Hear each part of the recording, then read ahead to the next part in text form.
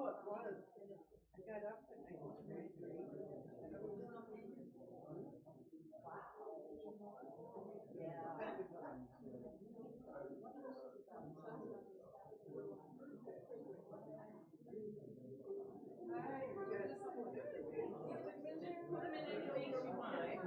Thanks for remembering. Oh, I remembered, but then my brain got somewhere else.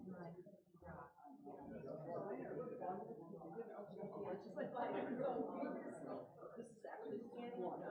Oh, all right.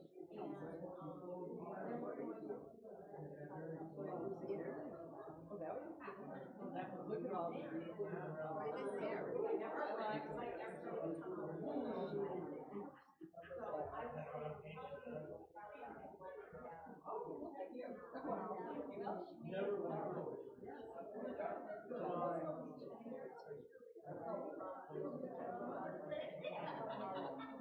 Hey girl, I just wondered.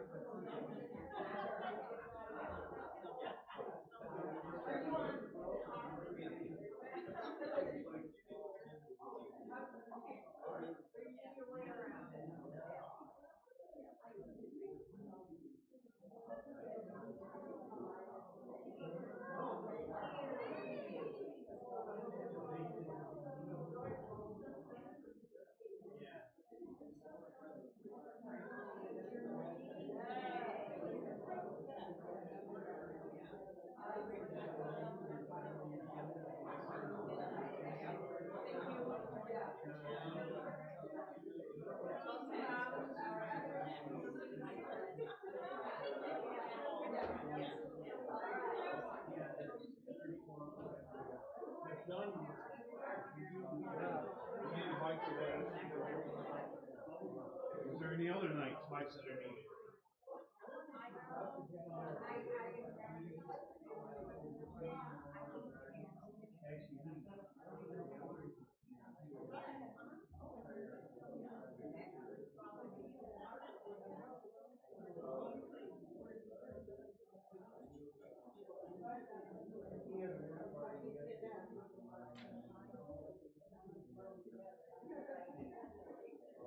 Test.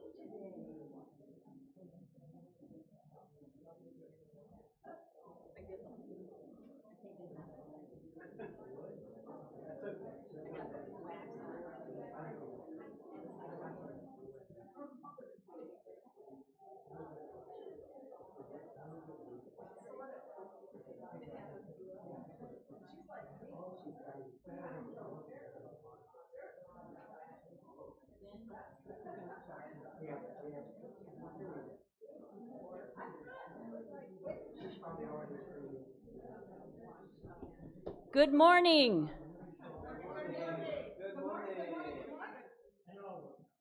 Settle down a little bit. Everybody out in the narthex, please come in. John Helsum, John Straw. Yeah, I mean, I can see him from here, so. All right. Sean will round them all up. Good morning to those of you here in the sanctuary and to those of you viewing us online. My name is Chris Monk, and I welcome you to the Unitarian Universalist congregation of Flint, a progressive LGBTQ+ affirming religious community in which people are encouraged to be themselves without fear. If you would like more information about our faith tradition or this congregation, please feel free to talk with one of our ministers today, right here, Lynn and Jerry, or via their contact information found at uuflint.org. Visitors are especially invited to attend coffee hour downstairs today after the service and speak to any of us who would be happy to tell you more about our congregation. You may also sign up for our weekly email newsletter by visiting our website, scanning the QR code on the back of your order of service, or by completing the card in your seat back. On the back, you can put your name and your email address. Those email newsletters are invaluable. They're getting longer and longer. But it gives you all the announcements. It informs you about everything that we're doing here. So go ahead and fill that out and set it on the table in the back as you leave. Okay, you are invited to the third session of our demonstration at the corner of Ballinger and Miller Road today.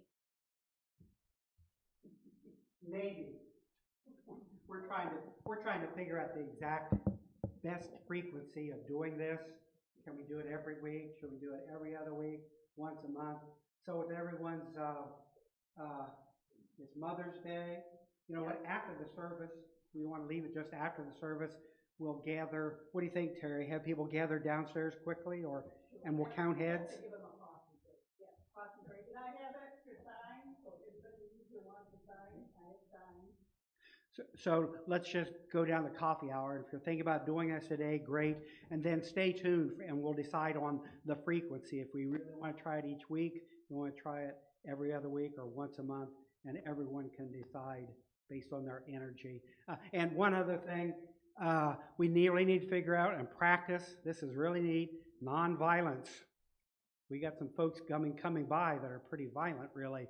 We want to really assess everything we do and say out there. Our signs, they have to be lovingly assertive. This Right. is the true nature of nonviolent protest that doesn't get people mad as hell when what you want to do is get them to be rational. And so we'll talk about that more too as we go forward. Sorry. No, that's fine. Thank you, Jerry. Yes, we want our signs to reflect who we are. And Terry said this at the very beginning when we started doing this. It's about what we want to see the world be. Like one of her signs is diversity equals strength. And my sign says, support our democracy. I mean, I'm not calling names at anybody. I am not being nasty. So, and Terry had ordered and has a group of signs that are positive, that reflect who we are. So, yes, we're thinking about possibly going to once a month, and we can advertise that in the update. We can advertise it the week before from up here in the pulpit. And we have a lot of things coming up on Sunday, at least for the next 4 weeks. So doing it every week would be almost impossible instead. So anyways, we'll talk about it downstairs at coffee hour. Thorpe, stop talking and give me another slide, please.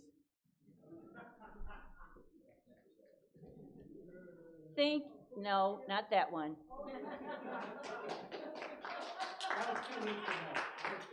That was 2 weeks ago, yes. There we go. The UU Worthy Now program is looking for accepting for open pen pals for people incarcerated in the United States. If you are interested, please contact Reverend Lynn. This is a great way to help bring some peace and justice to our nation's prison system.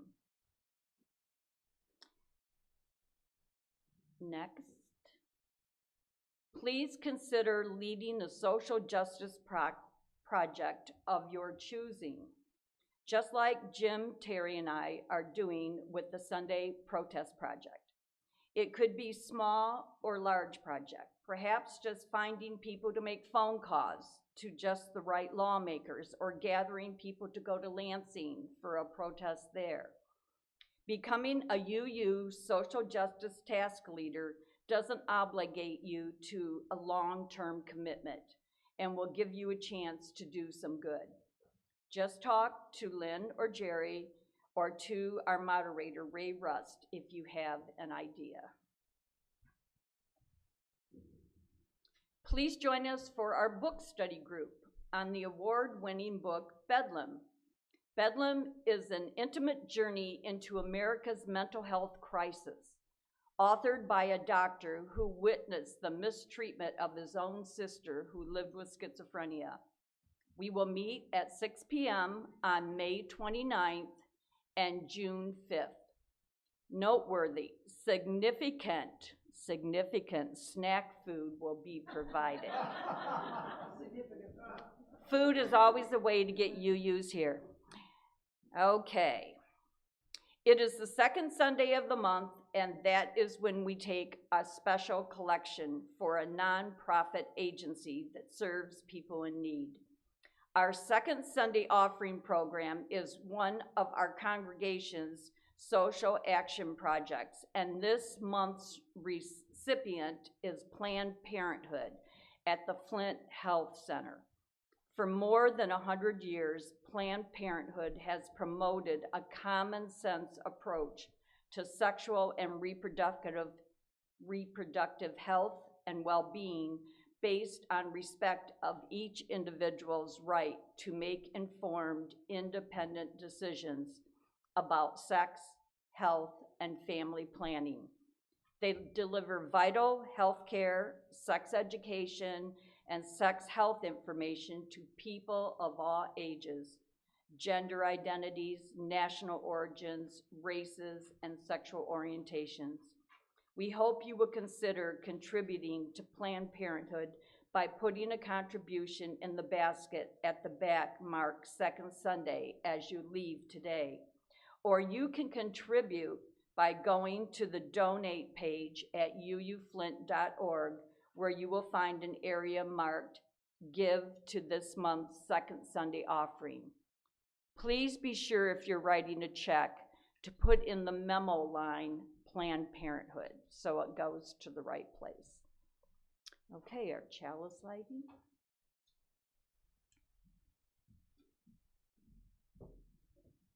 We kindle this flame with love for mothers and for mothers past, present, and future. We kindle this flame to celebrate in celebration of community and its generations. We kindle this flame with respect and support for the greater circle of life of which we are all a part. That's okay. I could get it lit when I had to light it before either. The wick is no good. Oh, well. We'll pretend. We need a lit shot. There you go.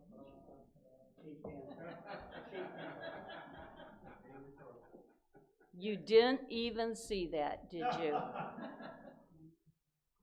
Please join me in reciting our covenant.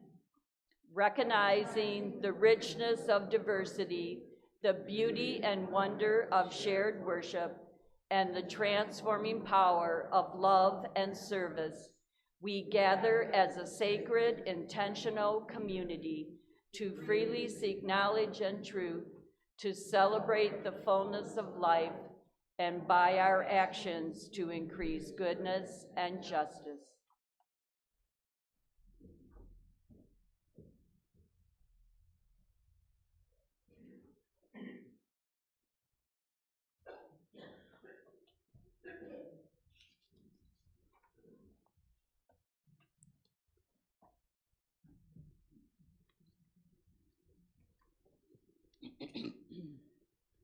Okay, this is a quote from Julia Ward Howe, 1870.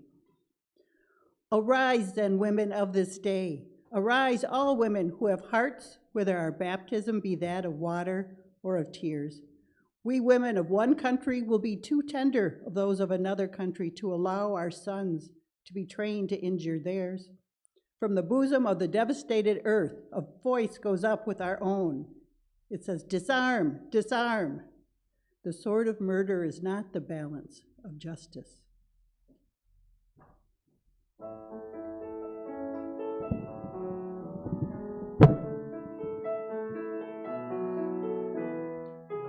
Rise then, women of this day, wherever homes are kept or made. Arise with your courageous hearts and simply say, enough. Enough, I shall not send my own to harm another's loved one. Oh, let us lead the way to peace here on Mother's Day. Here on Mother's Day.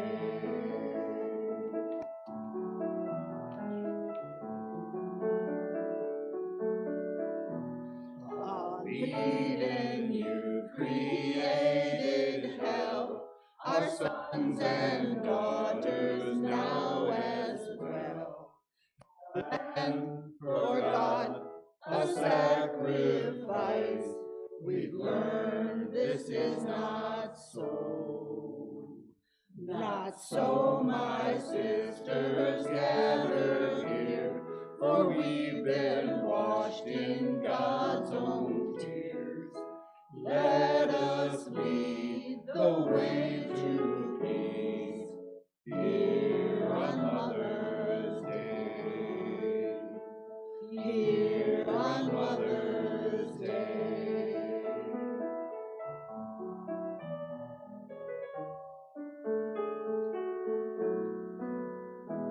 To all the women giving birth to children of this blessed earth, no longer silent, loud, or still, here your time has come. Your time has come.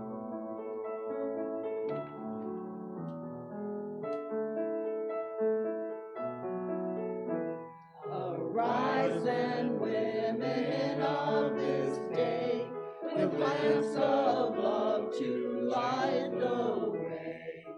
Let us lead the way to peace here on Mother's Day. Here on Mother's Day. Here on Mother's Day. Here on Mother's Day. Here on Mother's Day.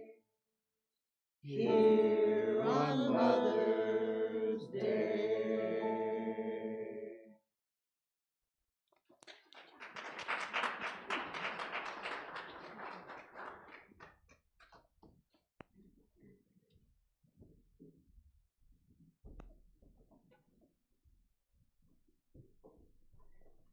Just a note, we won't be doing our usual candles of joys and concerns today, but at any point during the service, especially during the hymns or any singing, feel free to go to the back of the sanctuary and you can do a candle back there, or you can write it in our book and we'll make sure your joy or concern gets into our weekly e-update newsletter.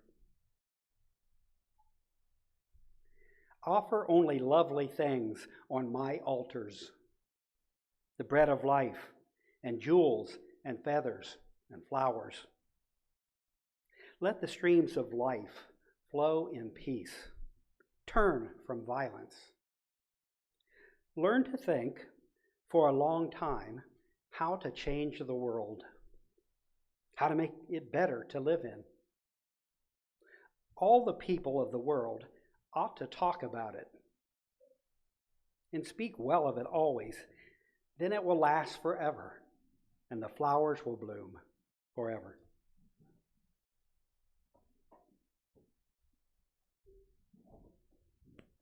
Please stand if willing and able.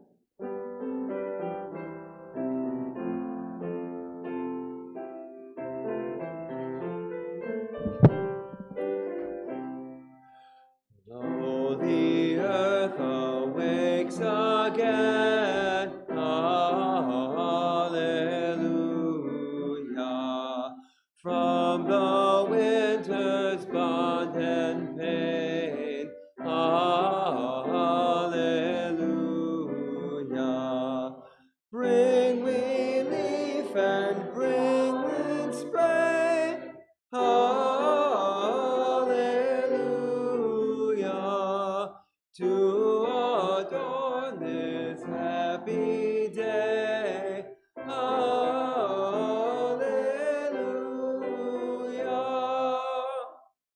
Once again the word comes true. Hallelujah. All the earth shall be made new. Hallelujah. Now the dark old days are o'er. Hallelujah.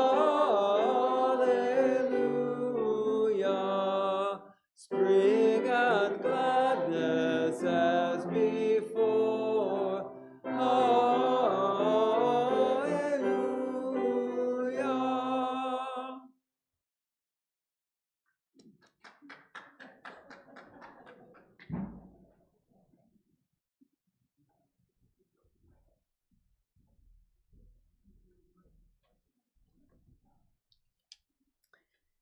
A Chinese fable tells the story of a stonecutter who was dissatisfied with himself and his position in life. And one day, he peeked through a gate and he saw a wealthy merchant's house, and he saw very fine possessions and very important visitors. And he said, how powerful that merchant must be. And he wished that he was that merchant. And to his great surprise, suddenly he became the merchant.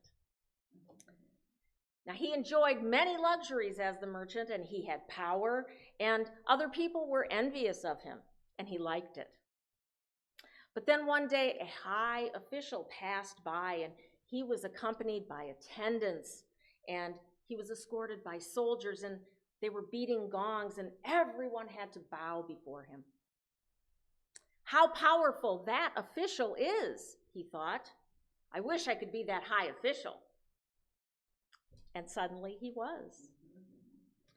And then he was carried everywhere and feared and hated by people, and everyone bowed before him. But it was a very hot summer day once, and the sun was shining down on him, and he started to get very uncomfortable. How powerful that sun is, he thought. I wish I could be the sun. Guess what? Suddenly, he was the sun, and he shone down fiercely on everyone on the earth, and he would scorch the fields, and people would curse at him.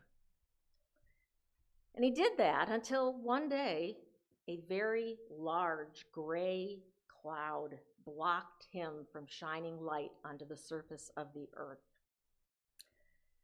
Of course, he said, it's the cloud that's the most powerful. I wish I could be a cloud. And suddenly he was. Now, as a cloud, he had the power to make it rain. He also had the power to make it colder on the surface of the earth. And he was feeling mighty powerful until one day he felt like he was being pushed by a very great force. It was the wind. The wind certainly is more powerful than I am as the cloud, he thought, so I wish I was the wind. And then he was. He blew the roofs off of houses and knocked people down and uprooted trees, and he was enjoying it a lot. But suddenly he ran up against something he could not move. No matter how hard he tried, he blew and blew and blew, and it would not move. It was a huge, towering stone. How powerful that stone is, he thought. I guess I should be the stone. And he was. When he became the stone, he believed that he was the most powerful thing on earth. And he was very satisfied with himself. Until one day, he heard a hammer pounding on a chisel into solid rock and felt himself being changed. What could be more powerful than a stone, he wondered. And looking far down below, he saw the figure of a stonecutter.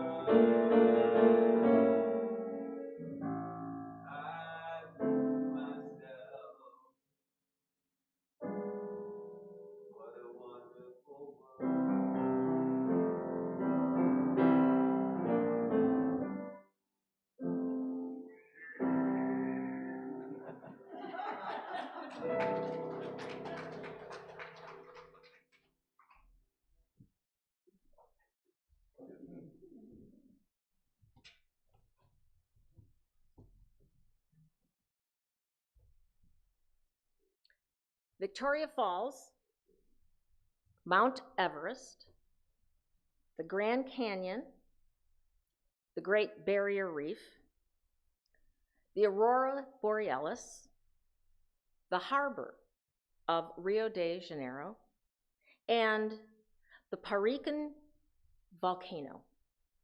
They were all given the title of the 7 Wonders of the World, the natural world, in 1997. Each continent is represented, and all 7 were chosen based on their uniqueness, their cultural significance, their biodiversity, and of course their pure power and beauty. And this got me thinking, if there was a list of the 7 animal wonders of the world, would humans make the list? So today I'd like to convince you and myself that all flora and fauna of the earth are truly wondrous, and it includes humankind among them. Now, although humans are unique individuals, they're culturally varied, they're certainly biodiverse, and they are beautiful. It is how we use our power that might keep us from making the planet's list of 7 coolest creatures. Unfortunately, humans often spend time using up and destroying the world around us rather than cohabitating with it. Like that stonecutter from the story, throughout history, we have wanted to be the most powerful thing in the universe. And if people ever feel diminished by anything else, they frequently either attempt to dominate it or they destroy it. One very good example is Mount Everest, which is now becoming a garbage dump of human waste of every type. Stunts like this will keep us way down at the bottom of that list, I'm afraid. So rather than being happy with who and where and why we are in the universe, human beings often yearn to be something that we are not. These feelings of inadequacy are not felt by other parts of nature, at least we don't think so. Instead, nature is simply a cycle of relationships based on reciprocity, according to botanist Robin Wall Kimmerer. You might remember her from her book, The Serviceberry. I talked about her a few months ago. Humans have a harder time cooperating than other species, but it doesn't mean that it isn't part of our actual nature to do so. According to Kimmerer, nurturing Mother Earth is as a natural process as a mother feeding her baby. We are born knowing how to pay attention and to nurture one another. All of us would do better on this planet if we remembered that more often, that we have this ability. All it takes, she says, is using the 4 pillars of indigenous knowledge.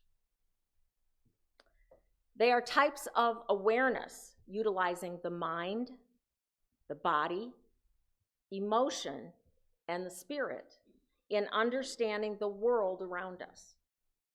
Now, much of this awareness was deliberately removed from the vocabulary of Native Americans as the United States built westward.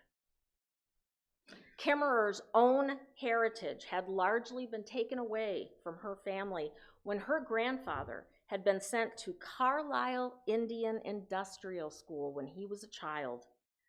There, his hair was cut, his language was forbidden, and Indian ways of thinking were killed to save the man. As a member of the Potawatomi Nation, she remembers that her parents worked very hard to help her reconnect with the old ways. She spent her childhood roaming the forests and the fields in upstate New York. She said she collected shoe boxes full of seeds and piles of pressed leaves. So it was not surprising that she decided to study botany in college. But she was unprepared to give up her indigenous connections to nature so that she could study the world the right way according to academics.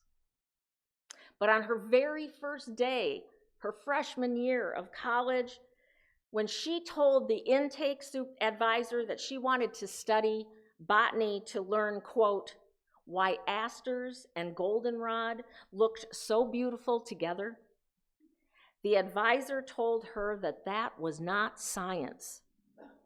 He said, if you want to study beauty, you should have gone to art school.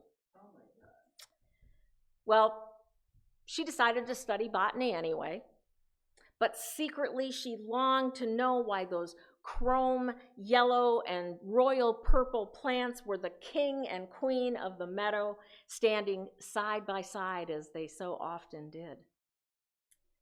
Her academic prowess and deep interest helped her earn several degrees, and she became a traditional professor because that's what she thought was expected. But she always remained a little curious about the more unscientific intricacies of plants. So all of this makes me wonder, if scientists were allowed to study beauty, would humans move up that 7 list again? Native American and 23rd U.S. Poet Laureate Joy Harjo had similar feelings. But rather than scientific study, she chose poetry as her path. She found writing about the interconnectedness of all living things helped satisfy her understanding of the world as an indigenous woman. She wrote, "It's possible to understand the world from studying a leaf.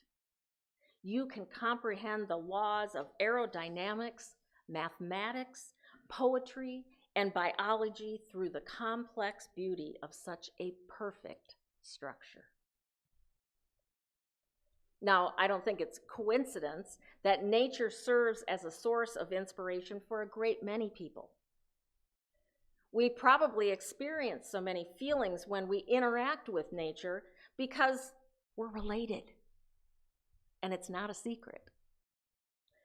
Calling it Mother Earth is no accident. Another poet and professor, Amy Nezakumatatel, I will get that right, also sees the beauty in all life and in a single leaf or animal. In her book, The World of Wonders, she remembers visiting the Chicago Botanic Garden as a child. Out of the 1.5 million plants that are housed there, the minuscule touch-me-nots intrigued her most. Now, some of you might call it the sensitive plant. When she expressed her excitement to her parents, they were shocked to find that not only was it having a prominent place in the gardens, but people were willing to spend a tiny fortune to have one as a houseplant. Because in her mother and father's native lands, the Philippines and India, respectively, that plant was considered a weed. That quick-rooting little plant was known for spreading everywhere and had only one useful purpose beyond delighting their daughter, and that was as a neutralizing agent for cobra venom.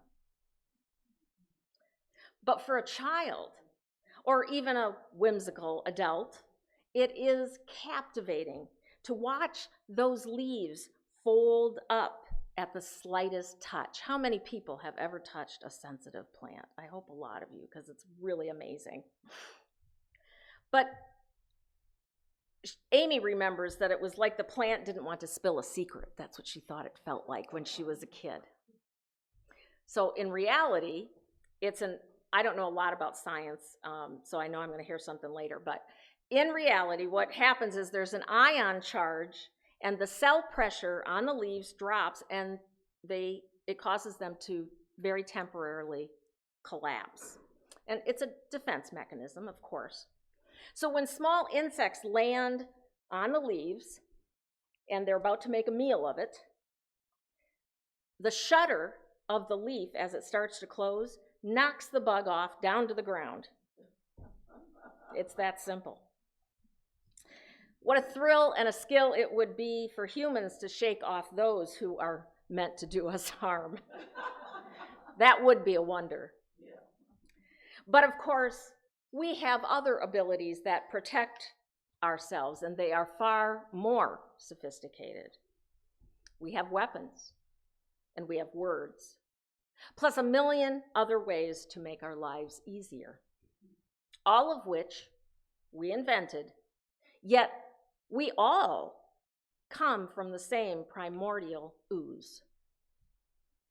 Now, goodness, if that plant and us if we can do so much more than that plant, shouldn't that warrant a nod of making the top 7 list? But a poor weed, like a touch-me-not, has only one defense. And the fact that it's kind of pretty is also a bonus. Of course, one person's weed is another person's rose. And I think humans are wise and wonderful when they stop worrying about what is a weed and what is not. As a kid, I don't even remember learning what a weed was when I was growing up. Every spring, our huge lawn was dotted with the large, flat, yellow lion's manes of dandelions and the tiny white clover snowballs. I was taught that they were not only pretty and fun to play with, but they tasted good too. So those, along with what some people called weeds, like goldenrod, bird's foot trefoil, foxtails, and Queen Anne's lace, were much more likely to be displayed at my house than the carefully planted roses and peonies that grew next to our barn that my grandmother had planted. To this day, I prefer intricate weeds to grace my very best vases. But unfortunately, most weeds go the way of the common dandelion, and they're yanked by their roots and sprayed into oblivion. It's common to see people crisscrossing their lawns with long wands, searching to eliminate the dangerous yellow bloom. Think of the power that we possess. We evolved enough to create substances that do away with the undesirable dandelion, but keeps those things in the grass that we have deemed acceptable and beautiful. Amazing. One must wonder if some of our behavior goes back to the belief that the Bible says we humans are meant to have dominion over the earth. It has not only led to exploitation, but even extinction in some cases. And it's taken some time, but humans have slowly separated themselves from the natural world altogether. We now know that ignoring those inner connections may put us on another list, the one of endangered species ourselves. But the indigenous perspective condemns our pride and avarice that is leading us to near destruction of the very mother that we need to survive, Earth. Kerr feels that typical science education only encourages that view, but it took her a while to understand that. But one day, while she was doing science the right way in academia, she heard about a colleague. He had ventured into the rainforest with an indigenous guide, hoping to discover some new species. The botanist expressed surprise at his guide's immense breadth of knowledge as he pointed out all the interesting plants there. When he told the guide that, the guide replied, Yes, I have learned the names of all the bushes, but I have yet to learn their songs. Kimmerer then realized she was missing a very important element of the plants that she studied. She did not know their songs. Remembering Albert Einstein's words, "God doesn't play dice with the universe," she suddenly knew that she had been just an observer for far too long. She began to re-embrace her indigenous roots. She taught her students to go beyond the scientific question of, "What is this?" and encouraged them to ask, "What can you tell us?" She gave herself and her students permission to discover nature with all of the senses. And she had a new determination to finally discover why asters and goldenrod look so beautiful together. Now, while it is commendable to feel a relationship with the world around us, we can only be truly wondrous, I think, if we act with reciprocity. That means that when we see beauty in nature, we must be something beautiful in response. I think Maya Angelou described it beautifully in her poem, A Brave and Startling Truth. In fact, it's how I derived the title of today's sermon. I'd like to read a portion of her poem. "We, this people on a small and lonely planet, all signs tell us it is possible and imperative that we learn a brave and startling truth. And when we come to it, to the day of peacemaking, then we will confess that not the pyramids, nor the gardens of Babylon, not the Grand Canyon, these are not the only wonders of the world. We, this people, on this minuscule globe, in whose mouths abide cankerous words which challenge our very existence, yet out of those same mouths can come songs of such exquisite sweetness. We must confess that we are the possible, the miraculous, the true wonder of this world." Angelou writes that although humans are capable of terrible words that challenge our existence, we are also capable of singing exquisite songs from the same mouth. Our sheer potential should be added to the true wonders of this world.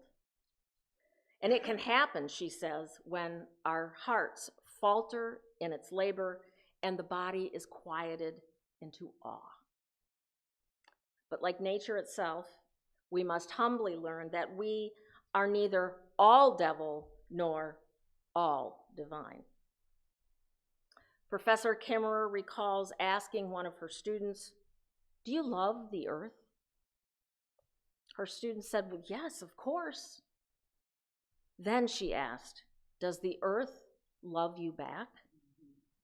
The students were silent. Just as we demonstrate love and care for one another, earth takes care of us as well. When we love something, we make it a priority. Like a mother, we nurture, feed, and teach our children. We want them to experience beauty. We want them to be comfortable and safe and healthy. And in turn, our loved ones hopefully love us back. While we have shown a great capacity for this kind of care with our fellow human beings, and that is wondrous in itself, we have fallen short when it comes to loving the earth in the same way. Kimmerer says that if we recognize that the earth does love us back, it opens up us to reciprocity and deep responsibility. It actually gives us purpose, and nothing is more wondrous and beautiful. Once we see the full beauty of all living things and our place among them, perhaps we shall see that we haven't been thrown together haphazardly.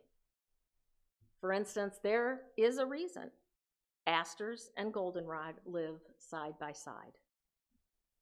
They have complementary colors, and they are much more attractive when those two colors are together. Not only do we see that as attractive, but so do bees. When those two flowers or weeds live together, they receive much more in pollination than if they did not live together and stood alone. Will we ever, humans, make the list of wonderful creatures? I think there are plenty of good reasons to see why we are wonders of the world. First, we can recognize beauty. Second, we have the capacity to love and to be loved. And third, and perhaps most important, I think we are becoming smart enough to know that we need to do better. I think we can do it. So after the fireflies, the jellyfish, the narwhals, the axolotl, the flamingos, and the butterflies, we might just squeak in at number 7.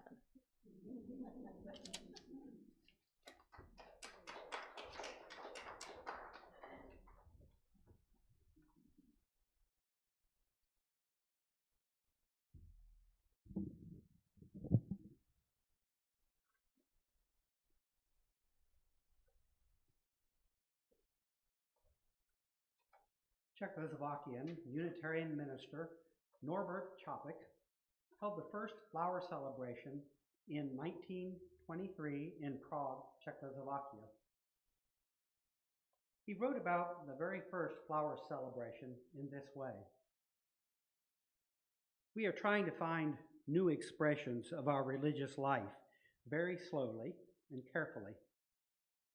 We have made a new experiment in symbolizing our liberty and brotherhood in a service which was so powerful and impressive that I never experienced anything like it. The most dry and rationalistic members were moved, and many and I brightened through tears. I put emphasis on the individual character of each member flower as a foundation of our fellowship. Then I emphasized our common cause, our belonging together as one spiritual community. For 18 years, with standing room only, the Prague Congregation of Liberal Religious Fellowship prospered. But in 1941, Chopik and his daughter were arrested by the Gestapo for treason and listening to foreign broadcasts on a radio. Although his daughter was released after 18 months, Chopik was sent to Dachau. He arrived there in July of 1942 and was said to have held a flower communion in the camp soon after. Within months, Chopik was killed. Chopik wanted a ritual that celebrated their coming together, but that was different from the traditional bread and wine communion service. Using flowers utilized the native beauty of the nearby countryside. The earth's abundance and the loveliness and uniqueness of the flowers proved to make a meaningful connection for congregants and has been a tradition for Unitarians all over the world for over 100 years. We come together not only to celebrate our connections to one another, but also to remember and give thanks for all of those who have sacrificed their lives to enrich our heritage.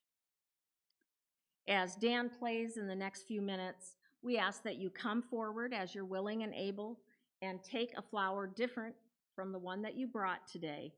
And if you would rather, you can ask someone to pick one up for you as well if you'd rather just sit.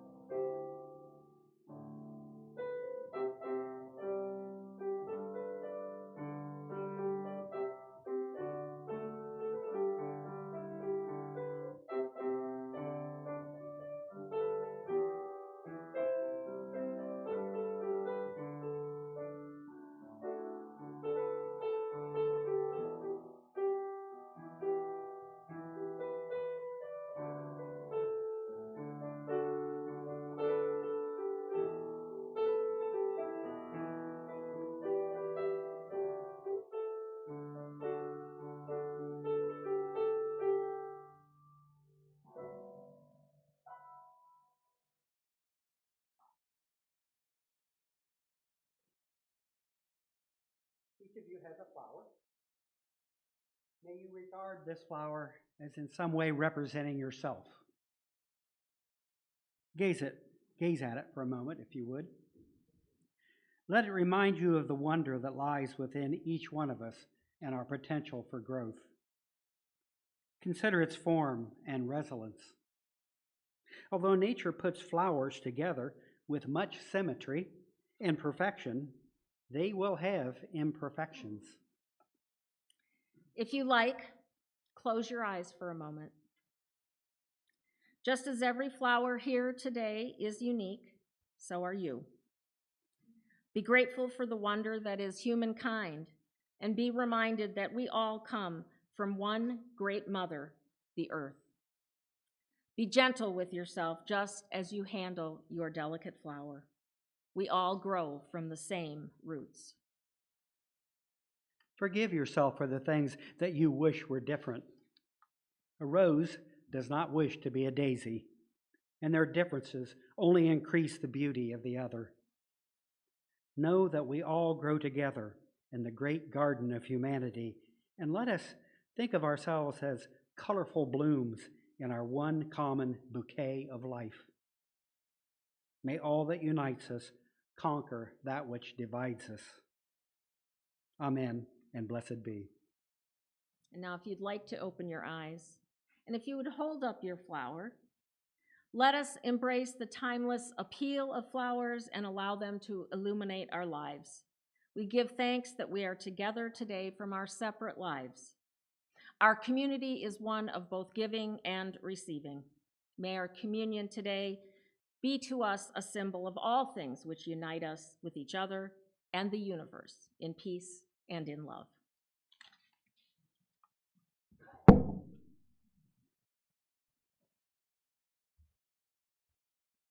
Stand if that's your thing.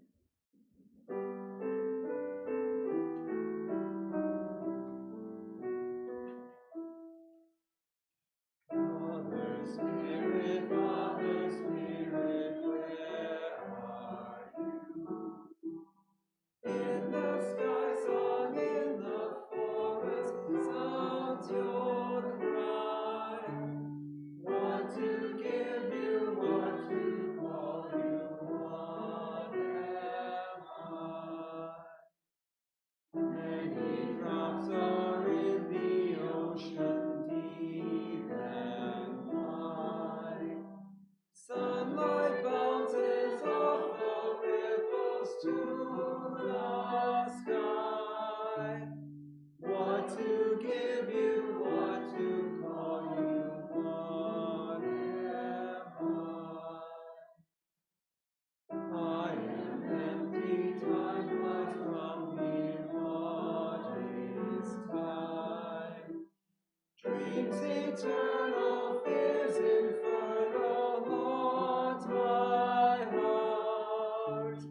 What to give you, what to call you, oh my God. Father Spirit, take our hearts. Take our breath and let our voices sing our parts.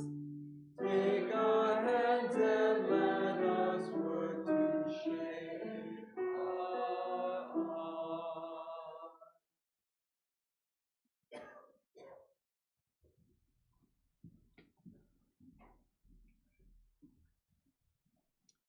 This is our time of generosity. We know that our financial contributions in to this congregation come from sacrifice and hard work.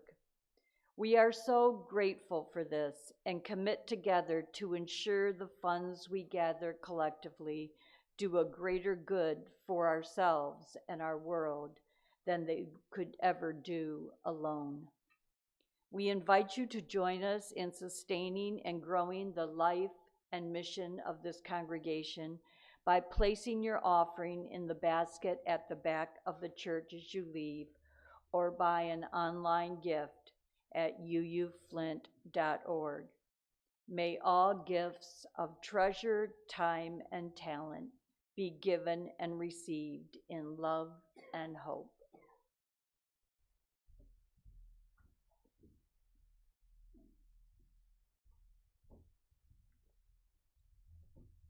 The earth, that first among good mothers, gives us the gift that we cannot provide ourselves. We are showered every day with gifts, but they are not meant for us to keep.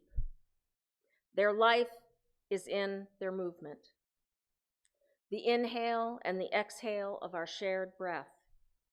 Our work and our joy is to pass along the gift and to trust that what we put out into the universe will always come back to us. And let us extinguish the chalice.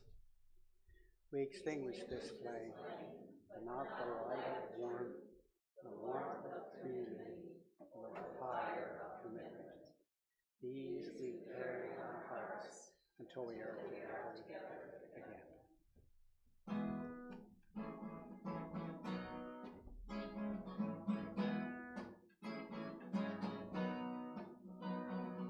With my own reflection, I can see the light.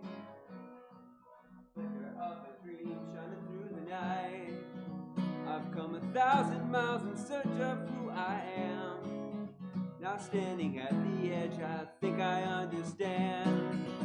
I am the wonder of the world, story yet untold, breaking the silence, a heart that's made of gold. And in the shrouding mist, I let my soul unfurl. See as I take my fall, the wonder of the world.